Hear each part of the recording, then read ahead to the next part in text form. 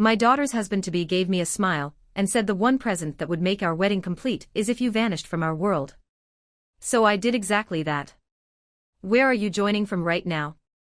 Let me know in the comments and don't forget to subscribe to Winds of Thought. The rehearsal dinner glowed under soft lights as I watched my girl, Chloe, recite her promises. After 24 years, she'd never seemed more luminous. Her light brown hair was arranged perfectly, her green eyes shining with a happiness that should have filled me with warmth. Instead, a cold dread settled in my chest as her partner, Jason, murmured something that made her laugh, and then shot a dismissive look my way. "Eleanor," Jason said, approaching with that polished grin I'd learned not to trust. "Got a second alone?" I followed him to the quiet study, my shoes echoing. The space smelled of leather and wood. He shut the door and his pleasant expression vanished instantly. "Let's be direct," he stated, abandoning the respectful act he kept up for Chloe. "We need to talk about tomorrow." "What about it?" I asked, though his tone made my heart beat faster. Jason adjusted his cuff, a tell I'd spotted when he wasn't being truthful. "Chloe and I have been discussing our future, our goals as a married pair." "Naturally. The issue is," he went on, pouring a whiskey from my late husband's cabinet, "we want a new beginning. Different priorities, a clean break, if you catch my meaning." I didn't, but I knew I was about to find out. "I'm not sure I do, Jason." He took a slow drink and turned to face me completely. "We don't want you around anymore, Eleanor. After the ceremony, we believe it's best if you just fade away for good." The words lingered in the air. I stared, sure I'd heard wrong. "Pardon me. Let me be blunt," his voice turned condescending. "Chloe feels you're too involved, too domineering, too ever-present. We want a marriage free from a meddling mother-in-law's constant input." My hands trembled, but I kept my voice calm. "Chloe agreed to this." "It was her suggestion, actually," Jason's smile returned, cold and triumphant. "She's just too kind to say it. But I have no issue with honesty.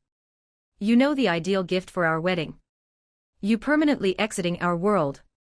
The room seemed to shrink. This man, a privileged 29-year-old, had just requested I remove myself from my only child's life as a present. "And if I say no?" I whispered. Jason shrugged. "Then Chloe picks between her spouse and her mother." What she didn't realize was the property remained solely in my name. I made some coffee and opened my computer. If Jason wanted me gone, I could manage that, but I'd do it my way. My fingers typed quickly as I wrote an email to Susan Clark, the agent who'd sold me the cottage. "Susan, I need to list the beach property now. I understand the timing is odd. Set the price for a quick sale. I'll explain later. Send." One action and Jason's perfect present disappeared into the digital void. Next, I opened my contacts and started dialing. First, the caterer. "Martha, it's Eleanor Vance. I need an adjustment for tomorrow's dinner." I checked the time. "I realize it's late, but it's urgent." Martha Jones had been handling events here for 28 years. She'd done my own wedding reception when I was younger than Chloe. "Eleanor, dear, the event is hours away. What change is necessary now? I need you to put a small packet at every seat. Plain white packet, simple. I'll bring them early." "Packets? What's inside?" I smiled for the first time since Jason's talk. "Wedding mementos, Martha. Deeply personal mementos." After hanging up, I made similar calls to the decorator, the photographer, and the band. Each discussion was quick, businesslike, and perfectly ordinary. No one questioned the mother of the bride making final tweaks. That was standard, after all. By 3 a.m., my phone was vibrating with texts from the agent. "Eleanor, I've got 2 serious interests already. The beachfront market is active. I can present offers by morning if you're committed." I was committed to all of it now. The packet for Chloe's seat would be distinct from the rest. Hers would hold the listing sheet showing the cottage sold to new owners for cash. The others would contain something far more compelling. I'd spent years hearing Jason's anecdotes at family meals. Tales he believed made him appear appealing and accomplished. Tales about his business projects that never happened. Tales about the allowance his family fund supplied. Tales about his dad's company where Jason supposedly worked but rarely achieved anything. What Jason didn't know was his stories held sufficient clues for a person with time and determination to check them. And for the last 7 months, ever since I'd started feeling something was off about my future son-in-law, I'd been doing precisely that. The family fund, halted 20 months back for what his father's attorney politely termed financial mismanagement. The position at his dad's company, more like a stipend for appearing sometimes and pretending to work. The business projects, sophisticated schemes that took money from investors, including Chloe's university pals. Jason Miller wasn't just penniless, he was a fake. And tomorrow, each wedding attendee would discover precisely what sort of person Chloe was marrying. I closed the final packet and set it with the others in a tidy pile. 65 packets for 65 guests, each including a comprehensive dossier on Jason Alexander Miller, with bank statements, legal documents, and statements from his prior targets. The greatest revenge is a life lived with purpose. The sun was starting to rise as I got ready for my daughter's wedding. Soon, Jason would get his desire. I would vanish from their world forever, but not silently. Where are you joining from right now? Let me know in the comments, and don't forget to subscribe to Winds of Thought. The day of Chloe's wedding broke bright and clear. An ideal September morning that photographers love. I reached the location early, holding a plain white box with 65 packets that would soon transform this storybook wedding into the talk of the town. Martha Jones met me at the back entrance, coffee in hand and bewilderment on her experienced face. Eleanor, I've done this job for 28 years, and no mother has ever brought secret packets at daybreak. You're worrying me. Believe me, Martha, today will be unforgettable. I gave her the box, noting her surprise at its weight. 1 packet per seat, just as I said. If people ask what's inside, they won't ask you. They'll be absorbed in reading. I checked my phone for messages from Susan. 2 proposals already, both over the list price. The cottage would be gone before the service finished. Martha shook her head but accepted the box. Your daughter will never forgive me if this wrecks her day. My daughter made her decision, I responded. She'll have to face the results. I spent the next 2 hours at the salon having my hair and makeup done with Chloe and her friends. The mood was bubbly. Champagne flowed as the women talked about the party, the trip, the life ahead. Chloe looked stunning in her cream robe, sapphire earrings glittering. Mom, I'm so anxious, she shared as the artist did her lips. What if there's a problem? I held her hand, feeling a sting of sorrow for what was coming. Sweetie, sometimes problems happen for a reason. Sometimes it's life's method of shielding us from larger errors. Chloe giggled. You're so deep today. Save some insight for your speech later. About that, I said cautiously. I won't be giving any speech after all. What? Mom, you practiced for weeks. Plans shift, dear. You'll see soon enough. The ceremony happened at 3 p.m. in the garden courtyard. Chloe walked the aisle on my brother James's arm since her father wasn't here. She was magnificent in her mother's classic silk gown, train flowing behind her. For an instant, watching her approach the front, I nearly reconsidered. Then I saw Jason's grin, that same hollow grin he'd given me in the study. The grin of a hunter who thought he'd succeeded. The officiant started the customary phrases, but I thought different words. Dearly misled, we are here to see the joining of an innocent young woman and a deceiver. When the officiant inquired if anyone opposed, I stayed quiet. The facts would talk for themselves soon. You may kiss the bride, the officiant declared, and Jason pulled Chloe into an intense kiss that got cheers. As they walked back, Chloe saw me and sent a kiss. I smiled and waved back, knowing it might be the final time she'd see me with affection instead of anger. The cocktail hour passed in a haze of good wishes and chatter. People mixed on the patio, enjoying the sight of the ocean where my former home sat vacant, already sold. I made polite talk with relatives, taking their praise on the lovely service. Eleanor, you must be so thrilled, exclaimed Aunt Caroline. Chloe looks gorgeous and Jason seems like such a great find. He definitely found something, I murmured, observing the staff start seating everyone for the meal. At 5:30, the dinner bell sounded and people found their tables. Each setting had Martha's lovely centerpieces, shiny cutlery, and one small white packet with the guest's name. I sat at the main table right across from Chloe and Jason. The couple was busy accepting wishes and taking pictures, totally unaware of what was coming. Everyone, the host announced, before we eat, the mother has requested I suggest you open the small gift at your seat. A private note from the Vance family to thank you for being here. 65 hands reached for 65 packets at the same time, and my daughter's flawless wedding started to unravel. The first shock sound came from table 4, where Jason's university friends were. Then a sharp breath from table 6, where Chloe's college mates had been laughing about party favors.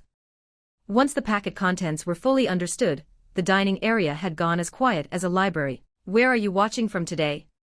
Share your city below and hit that like button and subscribe to Winds of Thought. Jason sensed the shift before Chloe.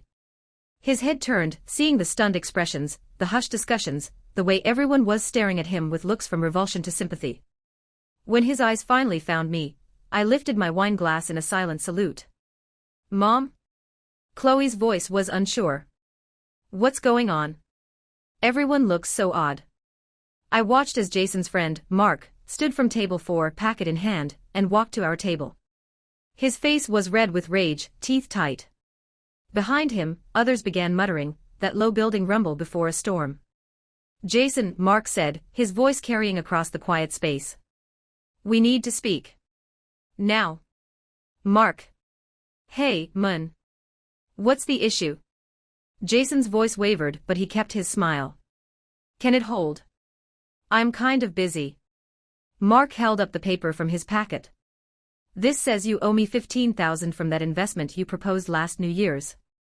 The one where you claimed you'd double my cash in for months. Chloe's face lost color. What investment? Before Jason could reply, another voice called from table 8. He owes me $7,000. It was Lisa Brown, one of Chloe's friends, for the bakery we were supposedly launching. Then table 5, $4,000 for the tech startup that was fiction. Table 9, $5,000 for crypto mining gear that was just a vacant unit. The voices grew, a wave of fury and treachery as Jason's targets stood one by one, holding their packets like proof in a trial. Chloe turned in her seat, trying to understand, her cream dress swishing with each frantic move. This is crazy, Jason said, his usual control finally breaking. Eleanor, what did you do? I gave you what you asked for, I said calmly, cutting my chicken as if normal. You wanted me gone from your world, so I'm taking my assets with me, including the beach house you assumed you were getting. Chloe gasped. The beach house. Mom, what does that mean? I reached into my bag and pulled out a copy of the listing, setting it before her. Sold today. Cash above the price. The new people move in Tuesday. You sold our present. Chloe's voice rose nearly to a scream.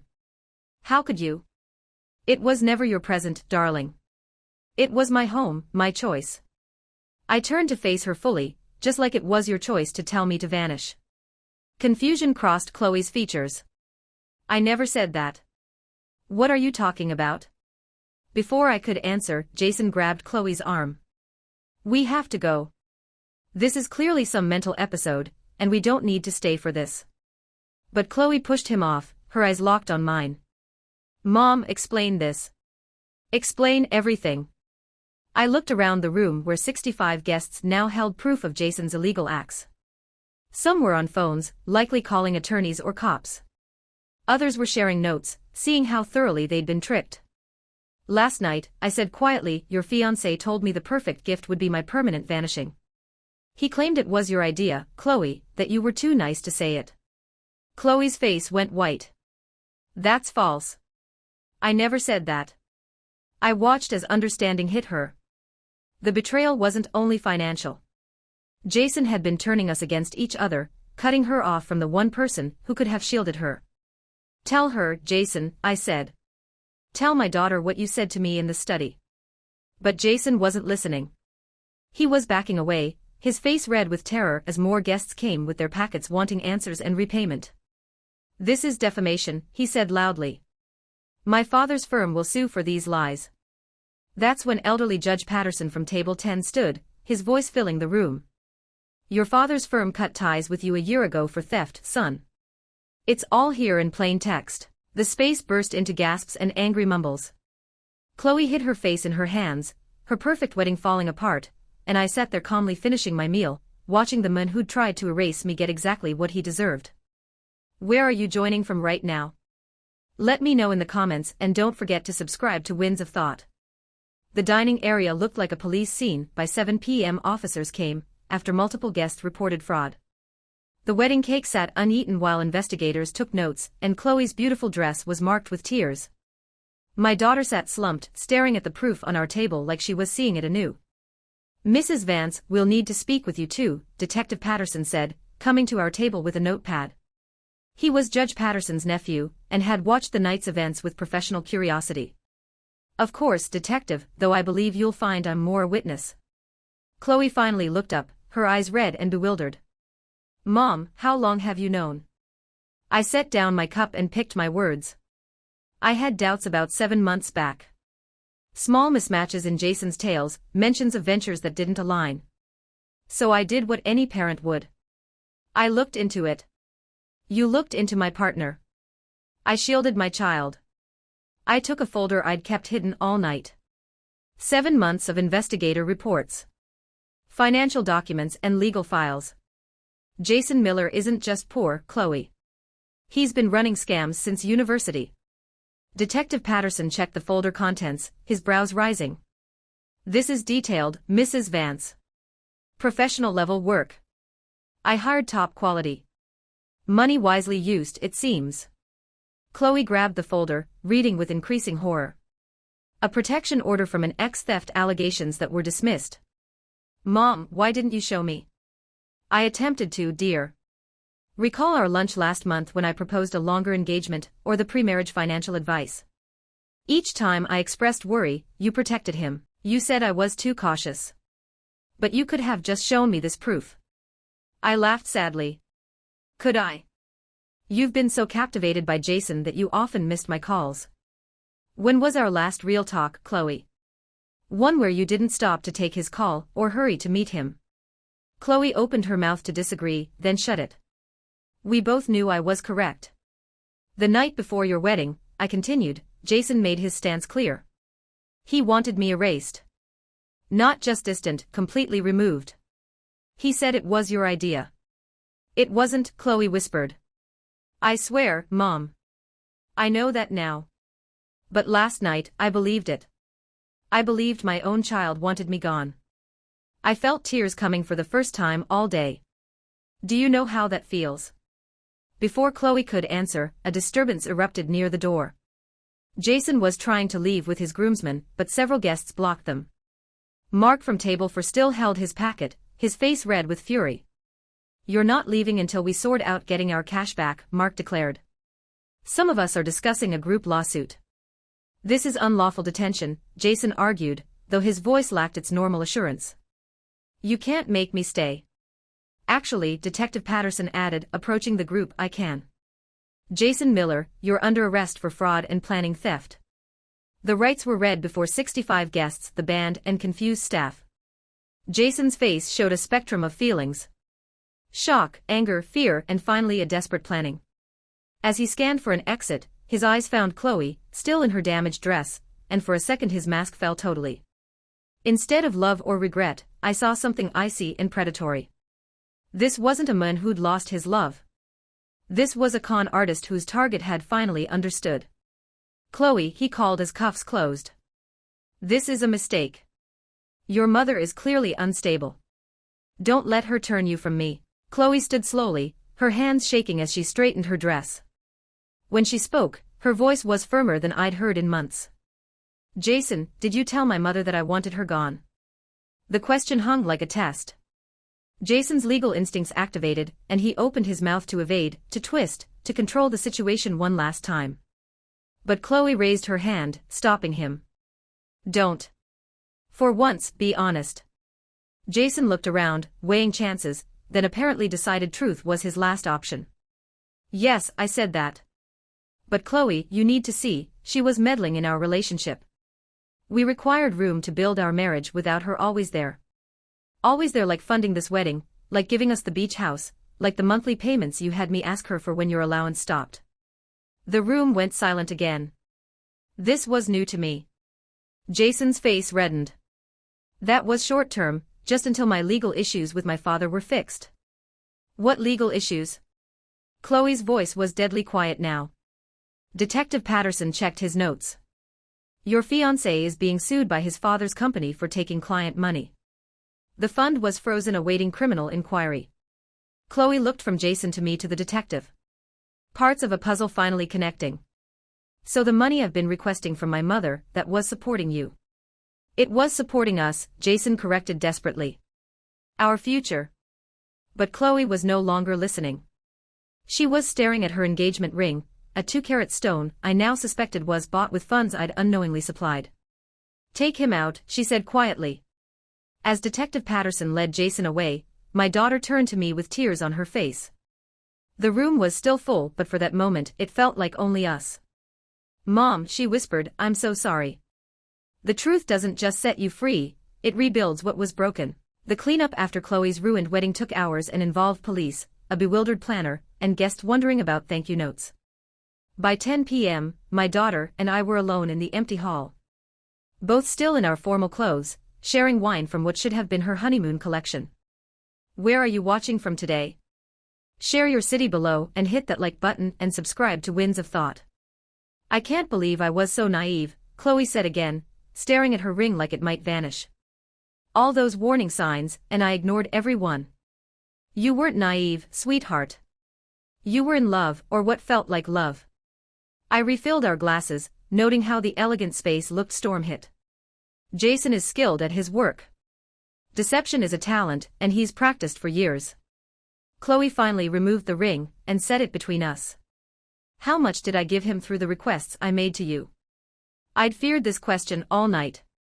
Over the past 9 months, roughly 40,000. Chloe's face fell. Oh no. Mom, I'm so sorry. How can I repay you? You don't. That cash was spent protecting you, even if we didn't know it then. I reached across and took her hand. But I need you to see, Chloe. This isn't only about money. I know.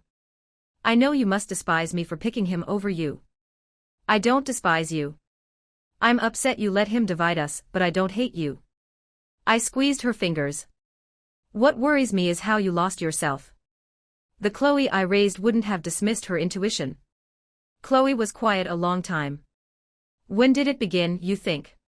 When did I stop being me?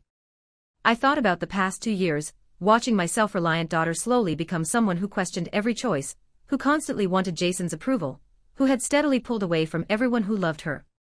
Remember your advancement at the design firm last year when you got the new office and the increase? Yeah, I was so eager to tell you, and then what happened when I told Jason? Chloe's face darkened with memory. He said I was becoming too career-focused, that concentrating on my job would harm our bond. He wanted me to refuse the promotion. Which you did, I confirmed. And I told myself it was a give and take. That marriage required sacrifices for each other. But did Jason ever sacrifice anything for you? Chloe thought, then shook her head slowly. No, every compromise was mine. Every change was my duty. When I think now, I don't even know the person I became. The cleaner arrived to start, so we moved our talk outside, sitting on the steps. The September air was cool, and Chloe shivered in her thin dress. I put my jacket around her, a move that reminded me of when she was small, and we'd sit outside together. Mom, can I ask something that might sound weird? After today, nothing sounds weird. Are you glad this happened? I mean, I know it was awful, but are you relieved he's gone? I considered this. I'm relieved you're safe. I'm sorry you had to be shamed in public to learn the truth. But am I glad he's out? Yes, dear. I am. Chloe nodded. I think I am too. Is that terrible? Shouldn't I be devastated? The fact you're not devastated tells you everything about what that relationship truly was. We sat in comfortable quiet, watching the last trucks leave. Tomorrow, this place would host another event, and this night would become just another story. What happens now? Chloe finally asked. I mean, practically, I gave up my lease because we were moving in. All my things are at his apartment. I have nowhere. You'll come home, of course. Your room is waiting. Are you sure? After everything, after choosing him over you repeatedly. I turned to look at my daughter fully. Even with smeared makeup and a crumpled dress, she was beautiful. But more, for the first time in months, she looked like herself again. The doubt was gone, replaced by something I hadn't seen since Jason entered our lives. Certainty. Chloe, you're my daughter. There's nothing you could do that would make me stop loving you. Nothing you could say that would make me abandon you. That's real love. It has no conditions. Chloe cried again, but these tears were different. Not the panicked ones from before, but something softer. Relief, perhaps, or recognition. I love you too, Mom. And I promise I'll never let anyone come between us again. As I drove us home through the quiet streets, I thought about the investigator I'd hired 7 months prior. His name was Daniel Kim, and he'd done excellent work documenting Jason's crimes. But there was something else he'd found, something I hadn't included in the packets because it was still speculation. Jason Miller wasn't operating alone. He had an accomplice, someone helping him find and target susceptible young women from comfortable families, someone who knew enough about their backgrounds to help him create the ideal image for each new target. And according to Daniel's early inquiry, Jason's next target had already been chosen. Tomorrow, I'd be making calls to warn another mother about the charming man her daughter had recently met. Tonight, though, I was just thankful to have my child back. If this story resonated with you, please like this video and subscribe to Winds of Thought for more. Your support helps us share these important truths.